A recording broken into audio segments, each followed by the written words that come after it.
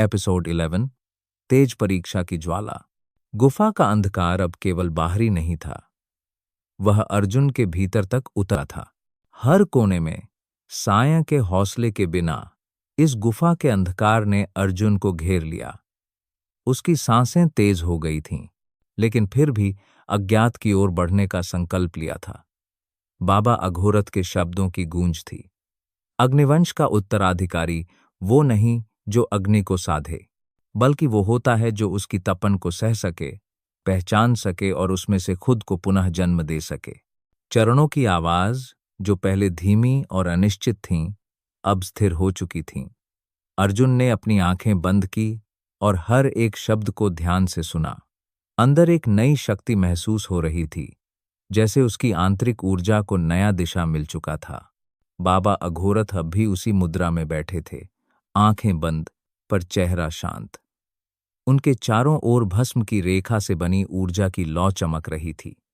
उन्होंने अपने हाथ उठाए और कुछ मंत्रों का उच्चारण किया। अचानक हवा में हलचल हुई, जैसे भूतिया उपस्थिति जागी हो।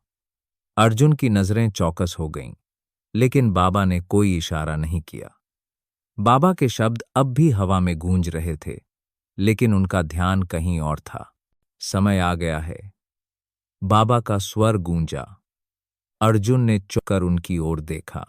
तू अब उस मुकाम पर है जहां अग्नि सिर्फ हथियार नहीं, दर्पण बन जाती है। अग्निवंश का उत्तराधिकारी वो नहीं जो अग्नि को साधे, बल्कि वो होता है जो उसकी तपन को सह सके, पहचान सके और उसमें से खुद को पुनः जन्म दे सके। बाबा ने कुछ पल के लिए उसकी आंखों में गहरी नजर डाली और फिर चुपचाप खड़े हो गए। उन्होंने त्रिशूल अपने हाथों में थाम लिया और एक बड़ी और खतरनाक अग्नि रेखा गुफा के मध्य में उकेरी। अग्नि से बनी रेखा तेजी से चमकने लगी और उसके साथ उठी लपटों में एक प्रवाह सा महसूस होने लगा। यह है तेज परीक्षा, अग्निवंश की सबसे प्राचीन और कठोर अग्नि। यहां तुझे केवल शरीर से नहीं, आत्मा से गुजरना होगा, क्योंकि अग्निवंश में कोई स्थान नहीं है कमजोरियों के लिए। अर्जुन की धड़कन तेज हो गई। उसने अवचेतन रूप से अपने हाथों को कस लिया। अंदर एक बेचैनी थी, लेकिन बाहर वह ठंडा और शांत बना रहा। तू मुझसे भाग रहा है अर्जुन, लेकिन मैं तुझे बताऊं कि अग्निवंश की अग्नि कभी किसी को नहीं छोड़ती। यह अग्नि तुझसे लड़ने के लिए नहीं, तुझे जीवित रखने के लिए है। यह अग्नि है, लेकिन क्या तू उस अग्नि के प्रकाश में अपनी कमजोरियों को देख सकेगा? अर्जुन ने सिर उठाया और देखा। उसके सामने एक जलते हुए द्वार के आकार की आकृति उभरी। वह द्वार एक कालिख से भरी दुनिया की ओर इशारा कर रहा था, काली छाया की भूमि। बाबा ने अपने हाथ से हवा में एक गोल रेखा बनाई। अचानक चारों ओर की दीवारों ने अपनी चमक खो दी और एक अंधेरा और ठंडा वातावरण छा गया। एक जलती हुई लौ की आहट ने अर्जुन को अपनी ओर खींच लिया। उसके अंदर एक डर, एक हिचकिचाहट ने स्थान ले लिया था। इस बार अग्नि से लड़ना नहीं था, बल्कि खुद को उस अग्नि में समाहित करना था। बाबा ने फिर कहा, यह युद्ध नहीं, बलिदान है। अपने भीतर के अंधकार को स्वीकारने और फिर उसे जलाकर प्रकाश में बदलने का। जो यहां झूठ बोलेगा वह हमेशा के लिए खो जाएगा। जो डर कर भागेगा वो अग्निवंश से वंचित रहेगा। अर्जुन ने गहरी सांस ली और उसकी आंखें अब चटक रही थीं। मैं तैयार हूं, बाबा ने मंत्र उच्चारित करना शुरू किया। चारों ओर भस्म से बनी आकृतियां तेजी से प्रकट होने लगीं। एक अजीब सा आभा उसके चारों ओर गूंजने लगी, जो उसे आत्मा की गहराई तक महसूस हो रहा था। बाबा ने अग्नि की एक आक्रामक रेखा गुफा के भीतर खींची और अर्जुन ने कदम बढ़ाए। जैसे ही अर्जुन द्वार में कदम रखा, उसे महसूस हुआ जैसे वह कहीं और चला गया है। यह स्थान समय और स्थान की सीमाओं से बाहर था। उसके चारों ओर एक अजीब सी आग की लपटें उठ रही थीं, जिसमें अजनबी चेहरे बन रहे थे। वह चेहरे उसे जाने पहचाने लग रहे थे। पहला चेहरा उसकी मां का था। वह आंसू से भरी आंखों के साथ अर्जुन से कह रही थी, तू क्यों चला गया अर्जुन? मुझे तेरे साथ की जरूरत थी।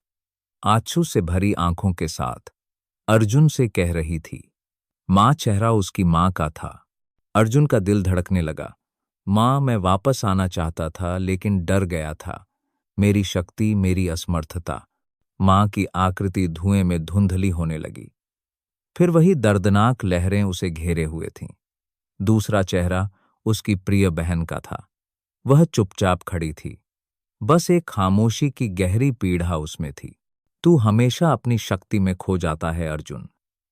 क्या तुझे महसूस नहीं होता मैं तुझे किस तरह महसूस करती हूं? अर्जुन अब और नहीं सह सकता था। उसकी आंखें जलने लगीं। वह अब आत्मा की गहराई में उतर चुका था। अपनी कमजोरियों को देखना आसान नहीं था, लेकिन यह अग्नि थी जिसने उसे खुद को नष्ट कर पुनः निर्माण करने का रास्ता दिया।